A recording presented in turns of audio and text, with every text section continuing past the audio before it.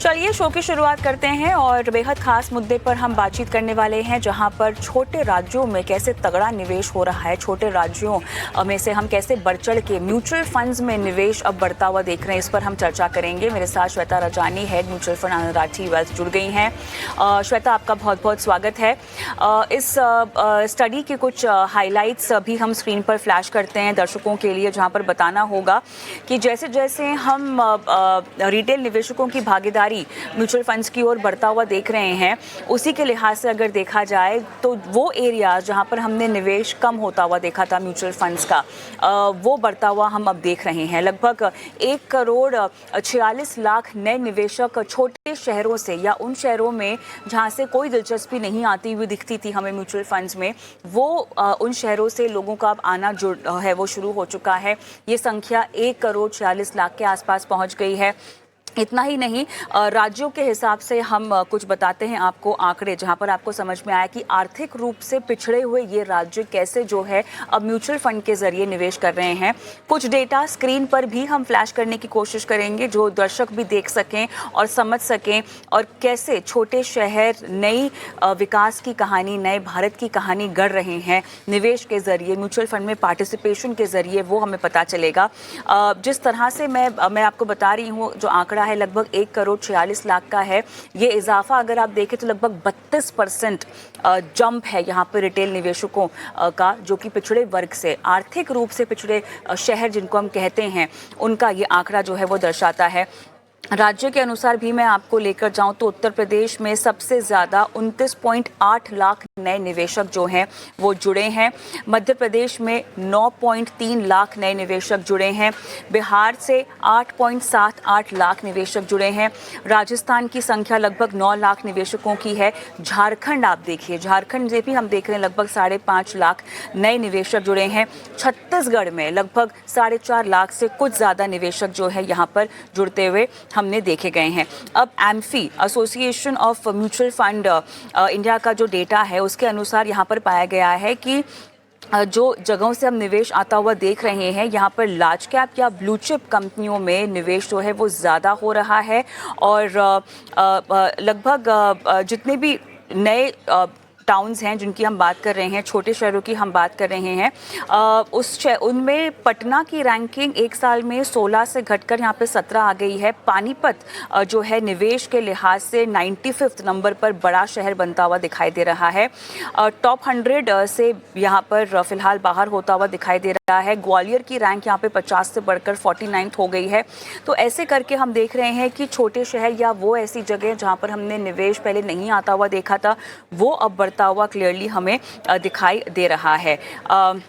श्वेता से मैं जुड़ना चाहती हूँ, और श्वेता, कहीं ना कहीं कोविड के बाद का ये ट्रेंड जो है वो बढ़ता हुआ दिखाई दे रहा है। एएमसीज के लिए B30 टाउन्स बहुत मायने रखते हैं। आई थिंक कहानी अब B30 के भी आगे जा चुकी है। हम ऐसी जगहों की बात कर रहे हैं जो कि कभी भी फाइनेंशियल इंक्लूजन का हिस्सा इस तरह से नहीं बनते हुए हमने देखे थे। खासतौर से म्यूचुअल फंड में निवेश के लिहाज से देखा जाए श्वेता, तो इनकी कहानी वहाँ तक नहीं पहुँची थी। क्या कहेंगे आप? बिल्कुल कविता जी, पिछले 2-3 सालों में जो हम कहेंगे हमने जो डेटा देखा है वो ये है कि B30 आपके टाउन्स आज के दिन पर जो एम्फी क्लासिफाई करती है, वो कहती है टॉप के आपके 30 टाउन्स और बियॉन्ड द टॉप 30 टाउन्स में आपकी क्या एलोकेशन है। तो जो B30 की अगर हम बात करें तो इनका पिछले 5 साल में हमने बहुत इंटरेस्ट आता हुआ देखा है। एक मैं कुछ आपको आंकड़े बताती हूँ। जो B30 टाउन से एसेट्स अंडर मैनेजमेंट, तो जो उनके पैसे निवेश हुए थे म्यूचुअल फंड में, 2019 में करीबन वो 3 लाख करोड़ थे। जो आज के दिन पर अगर मैं आंकड़े देख रही हूँ तो वो करीबन 13 लाख करोड़ हैं। एक परसेंटेज अगर मैं देखूं ओवरऑल AUM का, तो 18% का आपका AUM आज के दिन पर ये B30 टाउन्स से आ रहा है।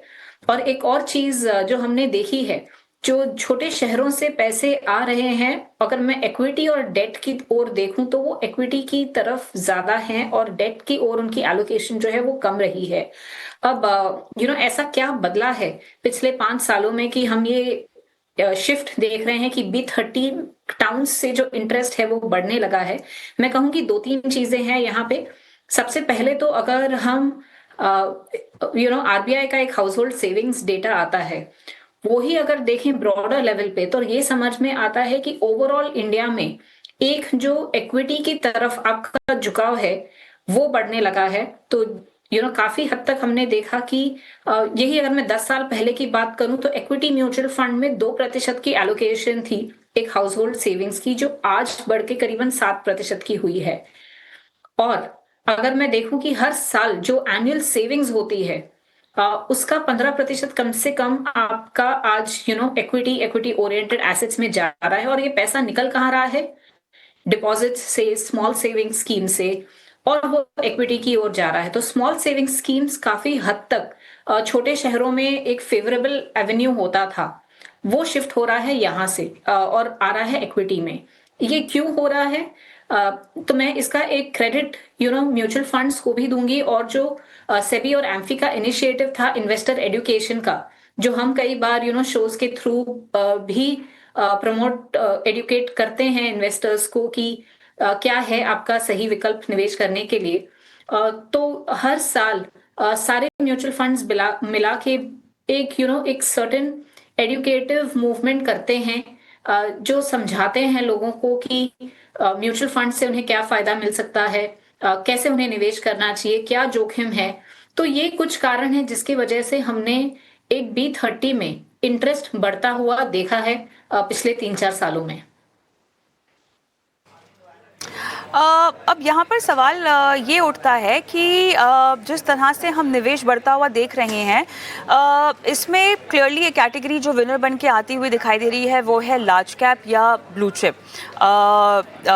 मिड और स्मॉल कैप में जो है इंटरेस्ट अब घटता हुआ दिखाई दे रहा है। क्लियरली लार्ज कैप और ब्लू चिप में दिखाई दे रहा है इंटरेस्ट बढ़ता हुआ, या फ्लेक्सी कैप में, जो कि कहीं ना कहीं हमने एम्फी के डेटा में भी देखा है। 26,600 करोड़ के पार का SIP का आंकड़ा है जो कि हमने लास्ट मंथ में आता हुआ देखा है। अब ऐसे में लगातार फ्लेक्सी कैप ऐसी कैटेगरी है जहां पर हम एक बार फिर से देख रहे हैं कि 12वां या 13वां महीना जहां पर निवेश बढ़ता हुआ दिखाई दे रहा है। श्वेता, क्या दर्शकों को, निवेशकों को मिड कैप स्मॉल कैप में जो जोखिम है उसकी समझ अब आती हुई दिखाई दे रही है? क्या हम ये कह सकते हैं? देखिए, अगर मैं ओवरऑल बेसिस पे देखूं कविता जी, तो जो आंकड़े हैं उसमें ये देखा गया है कि जो आपकी SIP की एलोकेशन आती है उसमें करीबन 25 से 30% की एलोकेशन आपकी स्मॉल कैप में, और मिड कैप की ओर भी करीबन 20-25% की एलोकेशन आपकी जाती है लंबे समय में। हाँ, लेकिन अगर ट्रेंड देखें तो वो थोड़ा बहुत ऊपर नीचे आंकड़े हो सकते हैं इस हिसाब से भी कि वैल्यूएशन कहाँ है, जोखिम किस हिसाब से लग रहा है इस समय में शॉर्ट टर्म पीरियड की, तो वो कुछ ट्रेंड्स रहे हैं। इसीलिए लार्ज, फ्लेक्सी, जो बेसिकली आपकी लार्ज कैप ओरिएंटेड कैटेगरीज है, वहां SIP के आंकड़े आपको थोड़े बड़े दिखते हैं। और ओवरऑल भी जब देखा जाए एज अ प्रूडेंट एलोकेशन क्या होनी चाहिए, तो एलोकेशन लार्ज कैप की आपके पोर्टफोलियो में मिड स्मॉल से थोड़ी ज्यादा रहती है। काफी पोर्टफोलियोज में हमने देखा गया है काफी समय के लिए। शॉर्ट पीरियड्स ऐसे हो सकते हैं जहां मिड स्मॉल बहुत अट्रैक्टिव दिख रहा है और झुकाव आपका पोर्टफोलियो में मिड स्मॉल की तरफ बढ़ जाए, बट लॉन्गर टाइम पीरियड में अगर रिस्क रिटर्न के बेसिस पे देखें तो लार्ज कैप एलोकेशन बड़ी होती है। और आज के समय में अगर हम देखें तो फ्लेक्सी कैप एक लार्ज कैप की प्रॉक्सी कैटेगरी बन गई है। लार्ज एंड मिड कैप भी एक लार्ज कैप की प्रॉक्सी कैटेगरी कहलाई जा सकती है टू अ सर्टेन एक्सटेंट। इसीलिए हम देखते हैं SIP उस तरफ बढ़ता हुआ।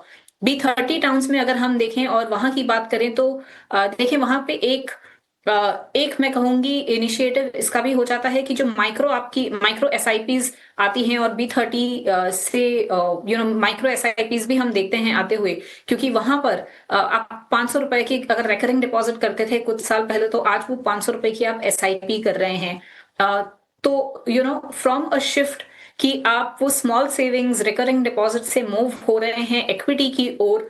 इक्विटी में जो एक एज अ फर्स्ट स्टेप आपकी लार्ज कैप की एलोकेशन पहले आप बिल्ड करेंगे, बिकॉज वहां आप उसको समझते हैं थोड़ा बहुत।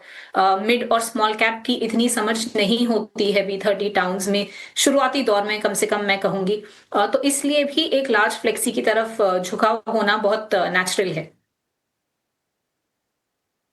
मेरे ख्याल से अब दर्शकों के सवालों की ओर भी हम बढ़ते हैं, क्योंकि श्वेता सीमित समय है हमारे पास और दर्शकों से जुड़ना बहुत ज़रूरी है। आपने काफ़ी मेहनत से दर्शकों के सवालों के जवाब भी दिए हैं। चलिए, पहला सवाल हम दिलीप का लेते हैं। दिलीप शायद फ़ोन लाइन पर हैं हमारे साथ। दिलीप, हाँ हाँ, नमस्ते मैडम।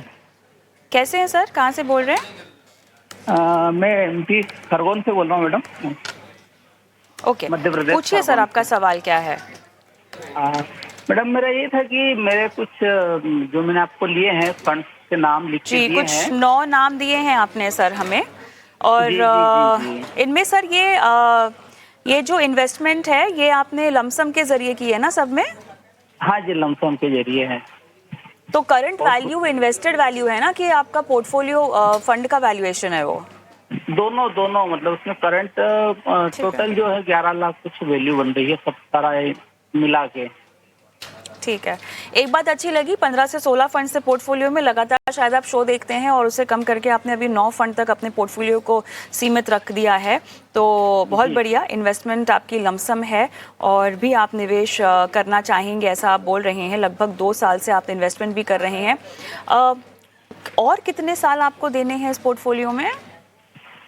मैडम ऐसे तो कोई सोच नहीं रखा है, फिर भी कम से कम 3 से 4 साल और सोच रहा हूँ कि मैं रह सकता हूँ मैं इस फंड में। और कितना कॉर्पस आपको इकट्ठा करना होगा सर? ऐसा कुछ तय नहीं किया है मैडम, बस शुरू किया था इन्वेस्टमेंट, धीरे धीरे करके ठीक लगा। कुछ अच्छा अच्छा। फंड्स में कुछ अच्छा रिटर्न भी मिला, तो आपका धन्यवाद कि आपका शो देख देख के कहीं जगह से मैंने अपना फंड को वापस भी किया है, तो जी, उससे काफी मदद मिली मुझे।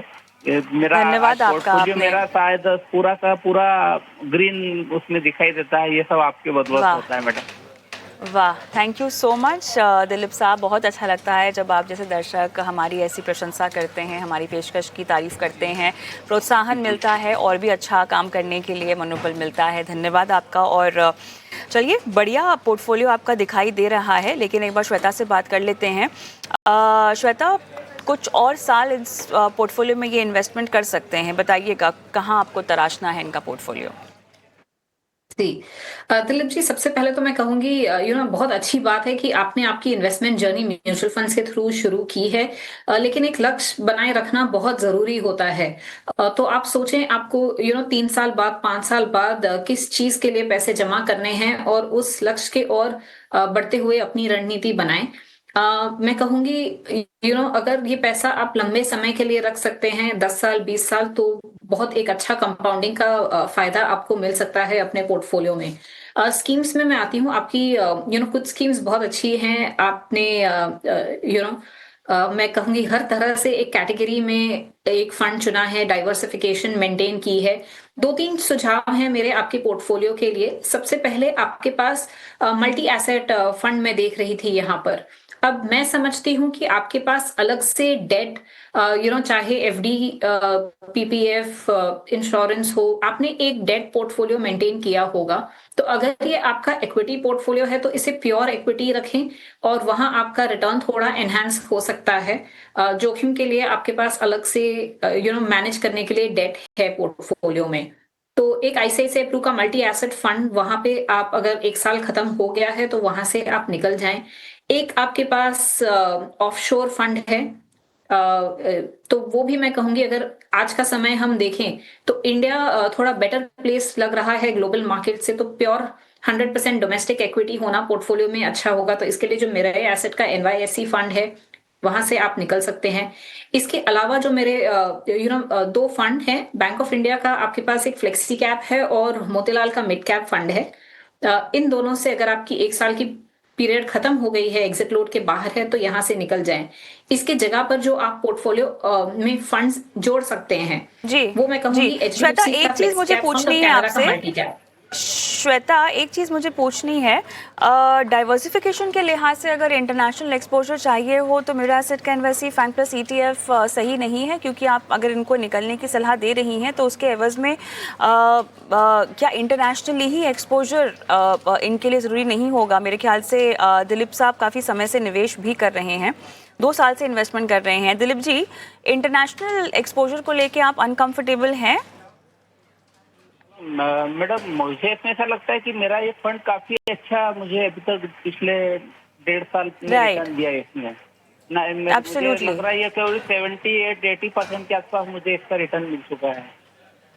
ओके, तो इससे श्वेता, निकलना ठीक रहेगा क्या? हाँ वही मेरा भी वही सवाल है श्वेता, क्या इसके पीछे आपका रैशनल होगा? रिटर्न अच्छा दे रहा है और डाइवर्सिफिकेशन के लिए इनके पास अमाउंट भी इसमें बहुत ज़्यादा नहीं है, हालांकि लमसम इन्वेस्टमेंट इन्होंने किया हुआ है। बताइए। हाँ, तो देखिए 2-3 चीजें हैं यहाँ पे। ऑफ कोर्स फंड ने, इंटरनेशनल एक्सपोजर ने इन्हें अच्छा रिटर्न दिया हुआ है। मैं कह रही थी यहाँ से आगे जाके अगर हम 2-3 साल की बात कर रहे हैं, तो इंडिया की जो सिचुएशन है, जो नंबर हैं, इंडिया एक फास्टेस्ट ग्रोइंग इकोनॉमी रहने वाली है। यहाँ पे हम बात कर रहे हैं 10-11% से इकोनॉमी की ग्रो होना, जबकि यूएस या वर्ल्ड एवरेज के कंपैरिजन में वो डबल रेट पे है। वैल्यूएशन के हिसाब से देखें तो रीजनेबल है आज इंडिया की वैल्यूएशंस। अपॉर्चुनिटी, क्योंकि डेवलपिंग मार्केट है तो अपॉर्चुनिटीज आपके पास यहाँ ज्यादा रहती है। इसीलिए आगे का अगर मैं कहूँ जो एक आउटलुक है इंडिया के, और ज्यादा बेहतर है compare to the world market and US of course included in that. तो उस हिसाब से एक चीज थी। दूसरी मैं कहूंगी, अगर हम डाइवर्सिफिकेशन की ही बात कर रहे हैं तो आज भी अगर ये डोमेस्टिक फंड्स जो इनके फंड्स हैं, अगर मैं देखूं, यहाँ पर इनको करीबन 250 से 300 कंपनीज का एक्सपोजर अंडरलाइन मिल रहा है। तो जोखिम तो इनका मैनेज हो ही रहा है। डाइवर्सिफिकेशन के बेनिफिट इनको आसानी से मिल रहे हैं। तीसरी, अगर इनके लक्ष्य में कहीं ना कहीं है ऐसे कि बच्चे पढ़ाई के लिए बाहर जाने वाले हैं एंड देयरफॉर $1 एलोकेशन होनी चाहिए, तो फिर ये जरूर एक 4-5% की इंटरनेशनल एक्सपोजर रख सकते हैं। लेकिन जी, ओवर लॉन्गर टाइम पीरियड अगर हम लंबा समय की बात करें तो इंडिया इक्विटी ने बेटर परफॉर्म किया हुआ है, इसीलिए। एब्सोल्युटली। तो दिलीप, देखिए हमारा काम है आपको एक्सपर्ट एडवाइस दिलवाना, और आप जिस तरह के रिकमेंडेशन से कंफर्टेबल हो आप उसी के लिए जाइएगा। इंटरनेशनल एक्सपोजर लेने में कोई दिक्कत नहीं है। इंडिया स्पेसिफिक आपका पोर्टफोलियो होना चाहिए, बिकॉज ग्रोथ स्टोरी यहाँ पर उम्दा दिखाई दे रही है। और डाइवर्सिफिकेशन के लिहाज से हालांकि अगर आपको कंफर्ट लगता है इंटरनेशनल एक्सपोजर में, अगर आप सहमत नहीं हैं श्वेता की सलाह से, तो आप उस पर अपना कॉल भी ले सकते हैं। बहुत बहुत धन्यवाद अपना सवाल हमसे पूछने के लिए। प्रीतेश का मैं सवाल लेना चाहती हूँ। प्रीतेश, क्या आप फोन लाइन पर हैं मेरे साथ? यस सर, नमस्कार मैम। हाय, गुड इवनिंग। कहाँ से बोल रहे हो आप? मैं सूरत से बोल रहा हूँ। सूरत से, ओके। 15 लाख रुपए आपको डालने हैं करंट मार्केट में? मेरा एक्चुअली 15 से 20 लाख करंट मार्केट में, वैसे मैं स्टॉक में करता हूँ, लेकिन मुझे अभी म्यूचुअल फंड्स की ओर मूव करना है। तो कौन से ऐसे फंड्स रहेंगे जो मैं ऐसे ही, मुझे 20 लाख डालना है, मुझे इतनी कुछ रिक्वायरमेंट नहीं है, तो लॉन्ग टर्म के लिए मुझे डालना है, और I want to get high return. Okay, perfect. तो मैं ये समझूं कि आपका स्टॉक पोर्टफोलियो जो है उसमें आप ट्रेडर भी हैं और आप इन्वेस्टर अब बनना चाहते हैं? उसमें मेरे लॉन्ग टर्म पोर्टफोलियो भी जो है स्टॉक्स में, वो ज्यादातर डायरेक्ट इक्विटी भी आपका लॉन्ग टर्म है? Okay okay, perfect. तो बहुत सारे लोग जो डायरेक्ट इक्विटी में निवेश करते हैं, जहाँ पे उनको मिलता है फायदा, वो म्यूचुअल फंड्स की ओर बहुत इंटरेस्टेड नहीं दिखाई देते हैं। कोई खास वजह आपने म्यूचुअल फंड्स को चुना? नहीं, एक्चुअली लॉन्ग टर्म में भी अट्रैक्टिव रहता है जो स्टॉक पोर्टफोलियो, लेकिन अभी ऐसा लगता है कि मार्केट बहुत वॉलेटाइल रहता है, सेक्टर्स भी बहुत चेंजेस रहते हैं, तो म्यूचुअल फंड में एक कंसिस्टेंट रिटर्न्स रहता है। So for that, प्रीतेश, इतना सब तो आप समझते ही हो, इतना सब तो आपको जानकारी है ही, बाजार को लेकर इतनी बारीकी समझ तो आपको है ही। चलिए, फिर भी श्वेता यहाँ पर आपको गाइड करेंगी। श्वेता, इस कैलेंडर ईयर की शुरुआत से ही जब भी एक्सपर्ट से बातचीत हुई है, आपसे भी बातचीत हुई है, वो तमाम दर्शक और लोग जो कि ट्रेडिंग करते हैं उन सबको हमने सतर्क रहने को कहा, सबको आगाह किया कि ये साल वो साल नहीं हो सकता जब आपको बम्पर रिटर्न मिले जो आपने पहले देखा हो। और प्रीतेश एक ऐसे दर्शक हमें मिल रहे हैं जो कि स्टॉक में भी इन्वेस्टमेंट का नजरिया रखते हैं और म्यूचुअल फंड को भी अब अपने पोर्टफोलियो में या उसका हिस्सा वो बनाना चाहते हैं। हाई रिटर्न हाई रिस्क इनकी प्रोफाइल है। प्रीतेश, टाइम होराइजन 10+ इयर्स समझ लूं मैं, ये सही होगा? Yes, 10+, no problem. और कोई कॉर्पस का आंकड़ा नहीं है जो आपको इकट्ठा करना है? नहीं। Okay, perfect. वेल्थ क्रिएशन का एक टारगेट रख सकते हैं 15 से 20 लाख। कौन से फंड्स आप रेकमेंड करेंगी श्वेता? जी, प्रीतिश, मैं फंड्स तो आपको बता देती हूँ, लेकिन 2-3 चीजें आप जरूर ध्यान में रखें कि हाई रिस्क का मतलब हाई रिटर्न जरूरी नहीं होता है। एक मीडियम रिस्क लेके भी हाई रिटर्न पोर्टफोलियो जनरेट किया जा सकता है। तो इसे ये चीज को जरूर ध्यान में रखें, और इस हिसाब से जरूरी नहीं कि आपको मिड स्मॉल कैप पोर्टफोलियो ही बनाना हो। एक डाइवर्सिफाइड पोर्टफोलियो होना बहुत जरूरी है। आपकी स्टॉक में सही है। एलोकेशन क्या है मैं नहीं जानती, बट अगर ब्रॉडरली स्टॉक और म्यूचुअल फंड को मिला के एक इंडिकेटिवली मैं कहूंगी, अगर 55 से 60% का लार्ज कैप है और बाकी मिड स्मॉल है, तो ये एक अच्छा मिक्स रहता है। स्कीम्स पे मैं आ जाती हूँ आपके लिए। तो बिकॉज आपने स्पेसिफिकली मिड कैप फंड पूछा, तो मैं कहूंगी कोटक का इमर्जिंग इक्विटी फंड है। इसके अलावा आप स्मॉल कैप में एक HDFC small cap, Canara Robeco multi cap, SBI large and mid cap, ये कुछ फंड्स का एक पोर्टफोलियो बना सकते हैं जो मिड स्मॉल हैवी होगा, लेकिन रिस्क के हिसाब से एक बैलेंस्ड रिस्क आपको मिल जाएगी यहां से। Okay, SBI large and mid cap, HDFC small cap, ICICI Pru focused equity, और कौन से फंड्स हैं श्वेता इसके अलावा? मैंने कहा था कोटक का इमर्जिंग इक्विटी फंड और Canara Robeco Okay. Multi cap fund. बेहतर मल्टी कैप है कैनरा रोबेको के मुकाबले? देखिए, वैसे तो कोटक का मल्टी कैप फंड भी है जो वो ऐड कर सकते हैं, लेकिन मैं क्योंकि उनको कोटक का इमर्जिंग इक्विटी फंड दे चुकी हूँ, मैं एक AMC डाइवर्सिफिकेशन मेंटेन करना चाहती थी, इसीलिए मैंने कैनरा का मल्टी कैप फंड का सुझाव दिया उन्हें। प्रीतेश, कोई सवाल पूछना है श्वेता को? मैं इतना पूछना चाहता हूँ, मिनिमम कितना पोर्टफोलियो में लार्ज मिड कैप और स्मॉल कैप का बैलेंस रखना चाहिए? एटलीस्ट 5, 6, 7? थंब रूल के लिहाज से ना, प्रीतेश। आपकी उम्र बताएंगे मुझे Pritesh? Around 50। 50? Yes. Okay, right, exactly. Shweta, large Pritesh, cap का जैसे एक्सपोजर मैं- ज्यादा? बिल्कुल, करीबन 60% का अगर आप एक लार्ज कैप का एक्सपोजर रखें और बैलेंस मिड स्मॉल रखें, जो चाहे तो 20-20% का मिड स्मॉल रख सकते हैं, या 15% का स्मॉल कैप और 25 मिड, ये एक इंडिकेटिवली मैं कहूंगी डाइवर्सिफिकेशन के हिसाब से अच्छी एलोकेशन होगी आपके लिए। All the best Pritesh. Harsh मेरे साथ फोन लाइन पर हैं। हर्ष, हाय। हर्ष, हर्ष, क्या आपको मेरी आवाज आ रही है? हाँ, हेलो। हाय, गुड इवनिंग। आपको आवाज आ रही है? हेलो हर्ष, क्या आपको मेरी आवाज आ रही है? सर, आवाज नहीं आ रही है। ओके, इसको हम फिक्स करेंगे। तब तक आपका सवाल हम ले लेते हैं। Shweta, 5 CR in 15 years, Parag Parekh flexi cap, Motilal Oswal mid cap, Tata small cap, HDFC flexi cap, 15,000 रुपए की SIP और करना चाहते हैं। एग्जिस्टिंग फंड्स पर तो सलाह चाहते ही हैं, साथ ही जानना चाहते हैं कि कितने वेल डाइवर्सिफाइड हैं। हर्ष, हाय, आपको अब मेरी आवाज़ आ रही है? Okay, I don't think so, यहाँ पे कोई तकनीकी दिक्कत है, शायद संपर्क नहीं हो पा रहा है। 15,000 रुपए की जो SIP करना चाहते हैं उसके लिए भी इनको एक नया फंड चाहिए। इंटरेस्टिंग सवाल है हर्ष। आप मुझे नहीं सुन पा रहे, पर मैं उम्मीद करती हूँ कि आप जवाब सुन पाए, और अगर अभी भी नहीं सुनाई दे रहा हो तो हम इस शो को हमारे चैनल के YouTube पर अपलोड भी करते हैं, वहाँ पर भी आप सलाह जो है वो सुन सकते हैं, नोट डाउन कर सकते हैं।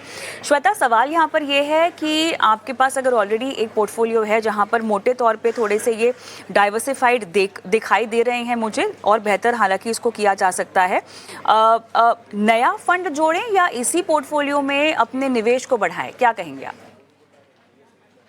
कविता जी, देखिए, इनके पोर्टफोलियो में अगर मैं आऊं तो फंड्स काफी हद तक अच्छे हैं, तो जो ये 15,000 की SIP भी करना चाहते हैं, इन्हीं स्कीम्स में कर सकते हैं। चाहे तो एक और फंड ऐड डेफिनेटली करें। तो इनके स्कीम्स में अगर मैं आऊं तो देखें, टाटा स्मॉल कैप के अलावा बाकी जितने भी फंड्स हैं काफी अच्छे फंड्स हैं, तो उनमें वो टॉप अप कर सकते हैं। और अगर 15,000 की SIP करना चाहते हैं तो 3,000 4,000 हर स्कीम में कर सकते हैं। तो टाटा स्मॉल कैप में जो अगर ये अपनी इन्वेस्टमेंट रोक रहे हैं, तो उसके जगह पे मैं 2 फंड के इनको सुझाव दे देती हूँ। एक है DSP का large and mid cap fund, और एक है SBI का कॉन्ट्रा फंड। इन दोनों में तो इनके जो ऑलरेडी 3 फंड हैं उसमें 2 फंड और जुड़ गए, 5 फंड का पोर्टफोलियो इनके लिए अच्छा होगा। और हर्ष, एक चीज और, अगर आपका लक्ष्य 5 करोड़ का है तो आपको अपनी SIP को हर साल 10% से स्टेप अप करना होगा, तब जाके आप अपने लक्ष्य पे पहुंच जाएंगे। बाकी आपका पोर्टफोलियो काफी हद बहुत अच्छा है। ओके, हर्ष। ऑलराइट, हर्ष तो फोन लाइन पर अब तक जुड़े ही नहीं है। ओके, उम्मीद करते हैं कि आपको सलाह मिल गई हो। अनंत देशमुख का हम सवाल लेंगे। अनंत मेरे साथ फोन लाइन पर हैं। अनंत, हाय। हाय हाय हाय हेलो। कहाँ से बोल रहे हो आप?